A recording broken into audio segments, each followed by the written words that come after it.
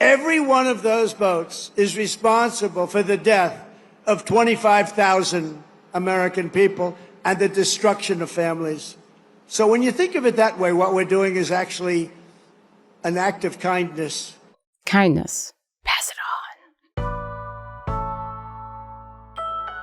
It's Monday, October 6th. I'm Jane Coaston, and this is What A Day, the show that asks for the millionth time, what on earth is President Donald Trump talking about?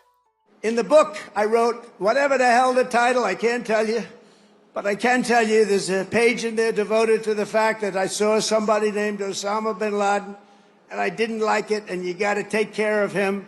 They didn't do it. A year later, he blew up the World Trade Center, so we got to take a little credit because nobody else is going to give it to me. You know the old story? They don't give you credit, just take it yourself. Okay, a few things. He is speaking there to Naval Academy cadets. The World Trade Center bombing and 9/11 were not the same thing. You'll be shocked to know that his book does not say any of this, and also, credit. Credit for what? On today's show, Trump decides to send California's National Guard to Portland after a federal judge blocks him from sending ordnance troops. And delegations from Israel, Hamas, and the US are in Egypt to discuss a peace plan. But let's start with slop. Specifically, AI Slop. And even if you don't know what AI Slop is, there's a good chance you've encountered it. Basically, everywhere most of us spend time online. Maybe it was those Facebook photos of an LA firefighter rescuing a baby and a bear cub during the wildfires earlier this year. AI generated, of course. Or it's getting emails from your MAGA aunt about an inspirational story she found online about a group of bikers with a suspicious number of fingers visiting a World War II veteran in the hospital. Or it's the President of the United States sharing AI-generated videos depicting the head of the Office of Management and Budget as the Grim Reaper, or putting sombreros on House Minority Speaker Hakeem Jeffries, which Vice President J.D. Vance seemed to think was hilarious. Here's Vance from Wednesday. Oh, I think it's funny. The president's joking, and we're having a good time. You can negotiate in good faith while also poking a little bit of fun at some of the absurdities of the Democrats' positions. See, this would be different if the president were negotiating in good faith. I wonder what that would be like. But with the latest version of OpenAI's Sora app, the slop is only going to get worse. And what I mean by that is that it's only going to get harder to know what's fake, which is bad. Not just because I find AI videos deeply concerning and creepy and the kind of thing that makes me want to heave my phone into a fire and move to the woods, but because AI imagery is becoming inescapable in our social media feeds and in our politics too. So to talk more about what AI Slop is, why it's so profitable, and why we won't be rid of it anytime soon, I spoke to Jason Kebler.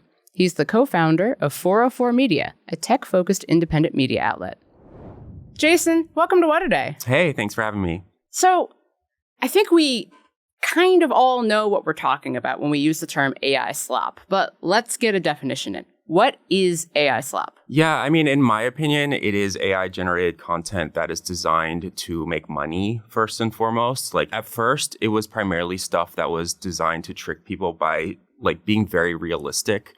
I started writing about this at the end of 2023, where there was this wood carver guy who was, like, making chainsaw dogs out of like these huge trees. Like he was documenting every moment of the process, and started seeing like all these variations of that image on Facebook of this guy like sitting next to like a life-size dog that he had made out of a chainsaw.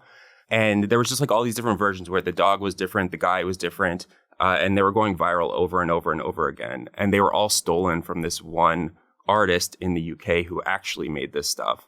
But I want to ask, how does this stuff make money? Like, what is the generative concept behind it? Yeah, so each social media platform has something called a creator bonus program. And I think Facebook maybe had the first of these to compete with TikTok. Like when they launched Reels, they were trying to get TikTok stars to come onto Instagram and post Reels. And so they said, we will pay you if you go viral, essentially. If your posts get a lot of views on any social media platform, you get some fraction of the ad revenue is like the easiest way of thinking about it. And so the thing about this is like AI content doesn't even necessarily need to trick people. Like people don't need to think that it's real. A lot of this stuff is just so bizarre that it's like made to like have you sit there and go like, what the hell is this? And so the person who's making that has like captured your attention for a few seconds. And, they're capturing like fractions of a penny per view, per like, per comment, per share. And that adds up. What I like to say is like, they have a lot of bites at the algorithmic apple. It's like you and me, we're making this video. We're in person. I had to drive here. It took me an hour. This is going to take a long time. You could make an AI video in 10 seconds and you make hundreds of them and load it up with keywords. And you don't need all of them to go viral. You only need one of them to go viral in order to grow your channel and start collecting this money. Let's talk about the Sora app that OpenAI recently released, because it seems like that put slop creation into hyperdrive. How does Sora work? Yeah, I mean, it's so easy to use. I got into it the other day. So you download the app. When you join it, you essentially take a selfie. So you like record your face, you turn to the left, to the right, and that like captures your face. And then you say 3 numbers. So you'll say like 42, 87, 35. And then it has captured your voice and it's captured your face. And then you just type a prompt. So we could say Jason and Jane recording a podcast at the Crooked Studios. And in like 30 seconds, it will spit out a video. And it will have my voice. I can put you in it if you are also on the app and have agreed to allow me to like put you in my videos. And then we could also say like, we want Pikachu to be here. We want SpongeBob to be here.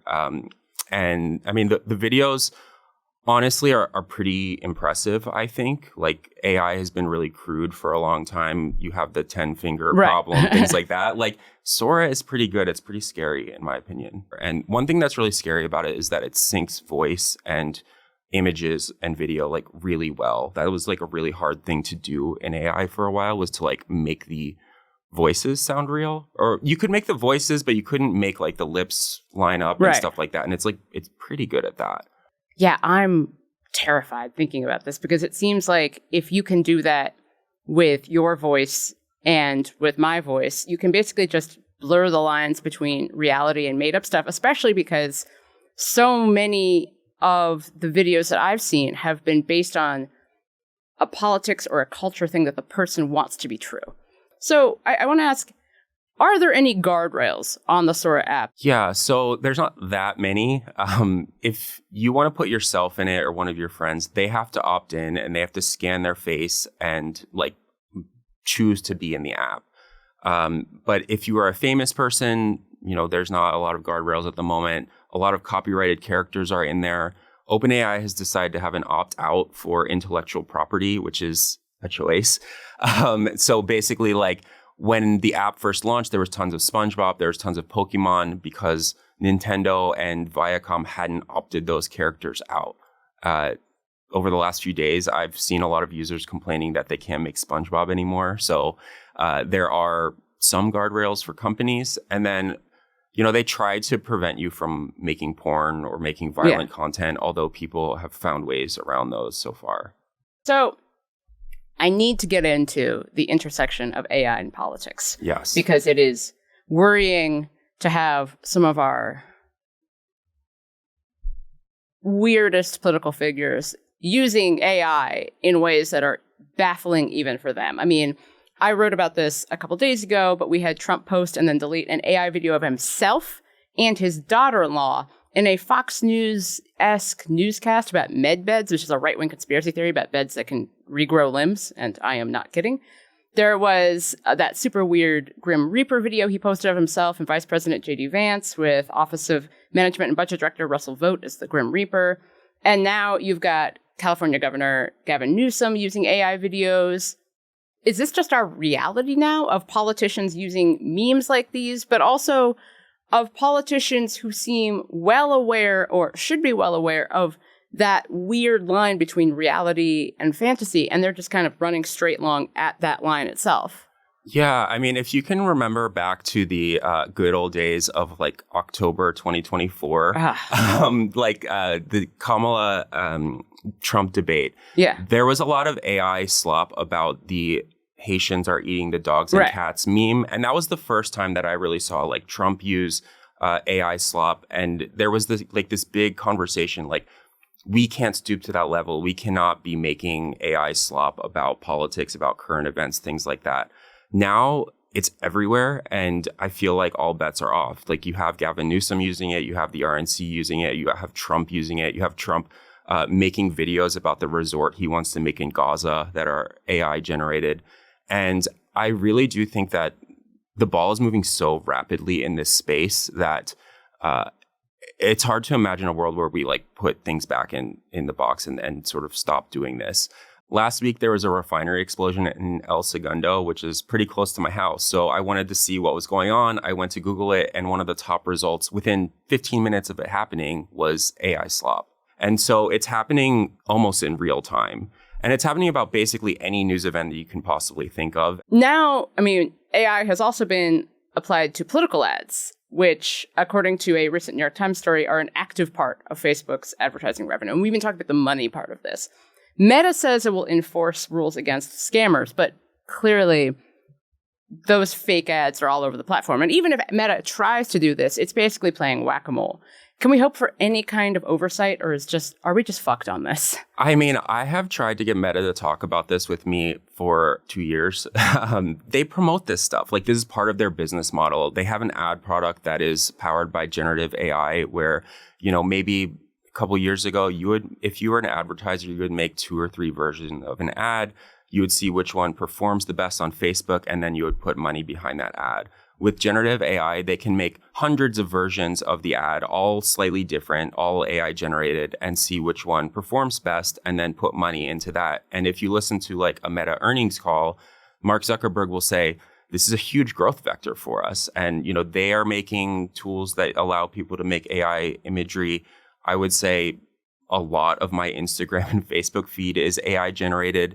And a lot of it is politics, if not overtly ads. It's politics adjacent.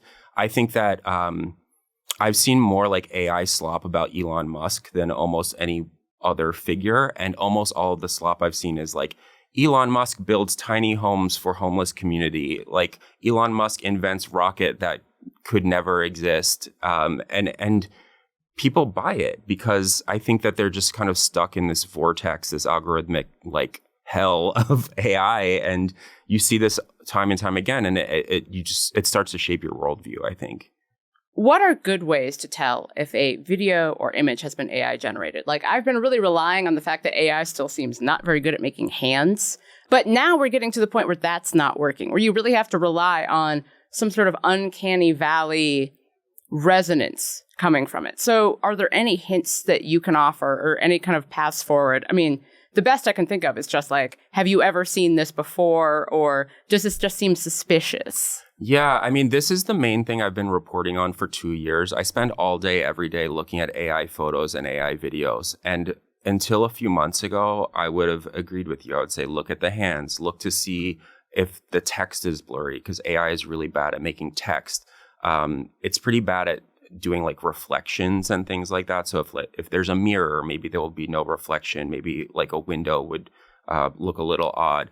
But that has really changed over the last couple months. I still think that AI video has like a bit of a surreal quality to it, where it's just like, oh, that people are like moving a little bit too like smoothly in a lot of the videos I've seen. But I think it's getting a lot harder. And I think that we've really like passed a Rubicon with Sora especially, where I can't always tell. And that's the really scary thing. My best advice is to like not trust most things that you see on social media these days, unless it comes from someone who you personally know, from a news source that you actually trust. And I think that is like kind of where we're going, where you're going to start to have to trust individual people and institutions versus like the thing that's viral at that moment. I feel like that's just a general good idea. It is, but it's all I've got at this point. No, no, that makes sense. Jason, thank you so much for your time. Yeah, thank you so much for having me. We're watching press freedom crumble in real time. Massive settlements over edited interviews, attacks on public media, the systematic targeting of independent journalism. This administration knows how to weaponize the media cycle to distract, deflect, and deceive, and it's fucking exhausting. That's why What A Day exists. We are a ruthlessly fact-checked, independent news source that cuts through the noise without pretending we don't have an opinion when something is bullshit. We bring you real context, honest perspectives, and stories from people at the center of it all, so you can stay informed without losing your mind. Subscribe to our channel, and if you're already a subscriber, thank you. What A Day is brought to you by Bombas. Fall is here. Kids are back in school, vacations are over, and cozy season is officially on. You know what that means? Bombas season is also on.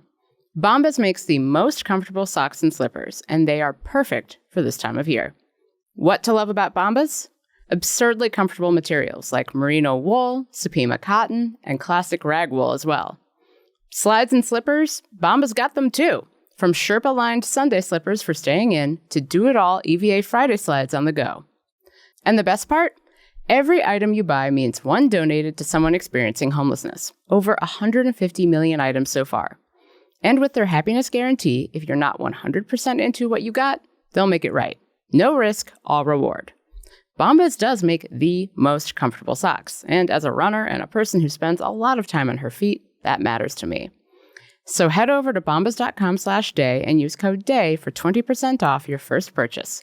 That's bombas.com/day, code DAY at checkout. Headline. Portland is burning to the ground. You have agitators, insurrectionists. All you have to do is look at the television, turn on your television, read your newspapers.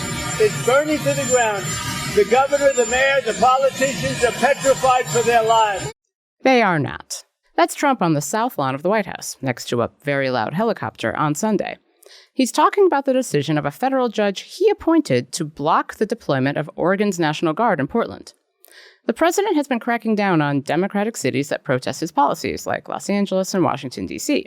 And Portland has been on his radar for a while, thanks to a lot of anti-immigration and customs enforcement rallies this year and Fox News. Although, to be clear, despite what that television network is telling you, the city is not burning to the ground. But hey, never mind all that. The president is just going to do what he wants to do. Despite the federal court ruling, the Trump administration on Sunday decided that if it can't deploy troops from Oregon, it's going to send 300 National Guard troops from California.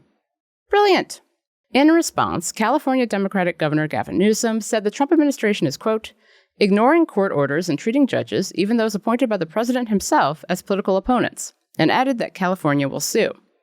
Meanwhile, the Trump administration has also authorized 300 National Guard troops to Chicago, citing crime in the region and what officials describe as attacks on ICE officers that have been active in the city.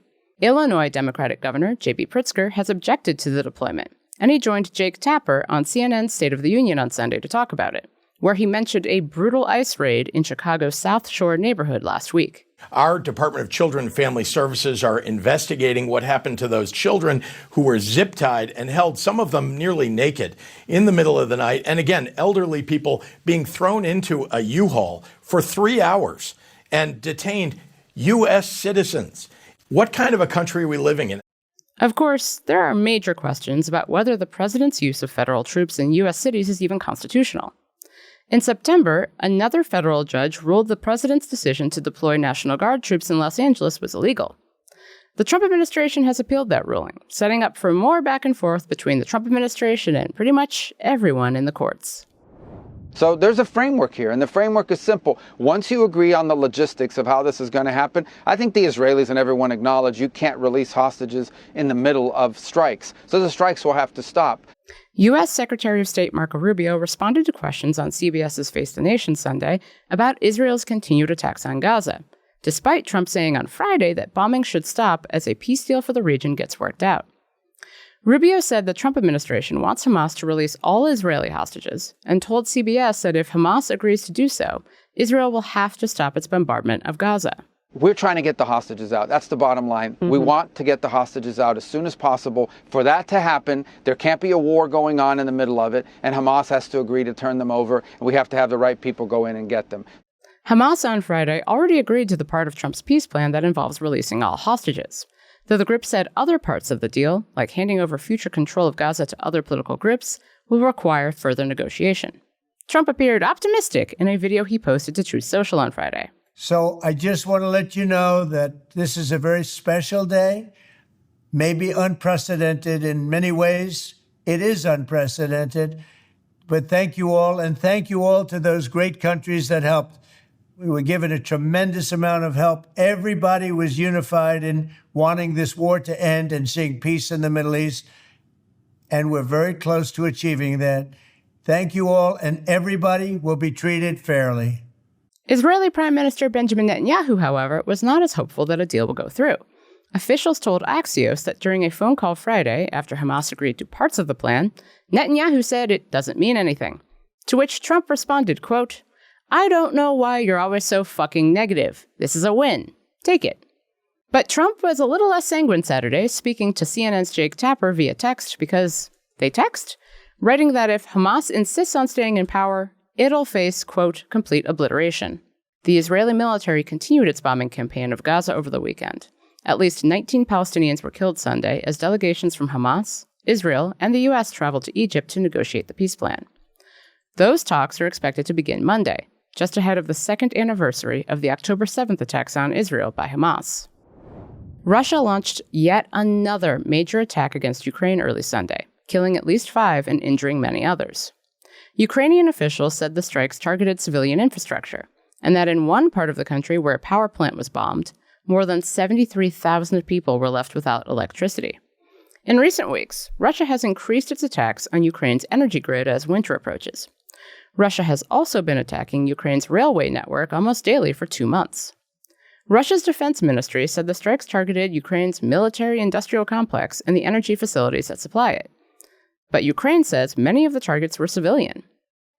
Ukrainian President Volodymyr Zelensky said in a Telegram post that the airstrikes, quote, once again targeted our infrastructure, everything that ensures normal life for our people.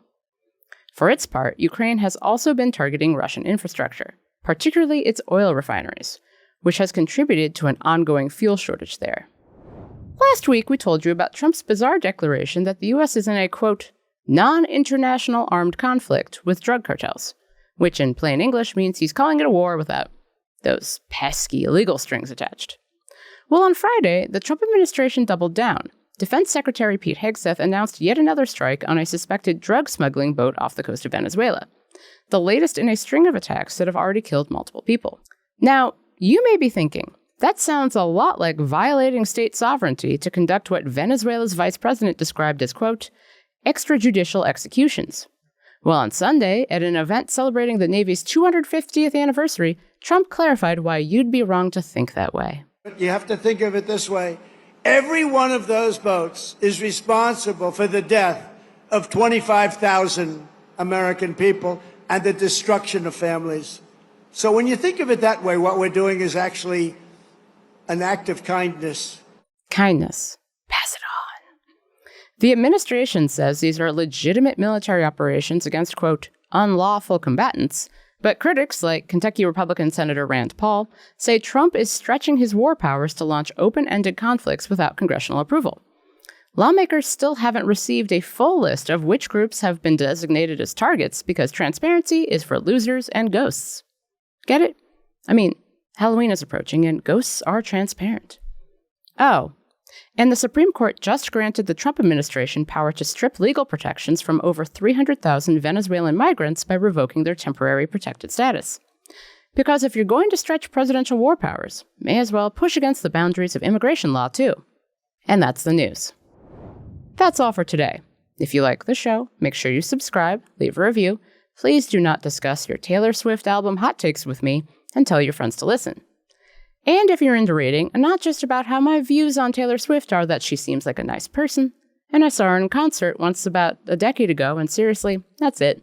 Like me, What A Day is also a nightly newsletter. Check it out and subscribe at crooked.com/subscribe. I'm Jane Coaston, and I am standing up to the Taylor Swift hot take economy by simply not having a Taylor Swift hot take.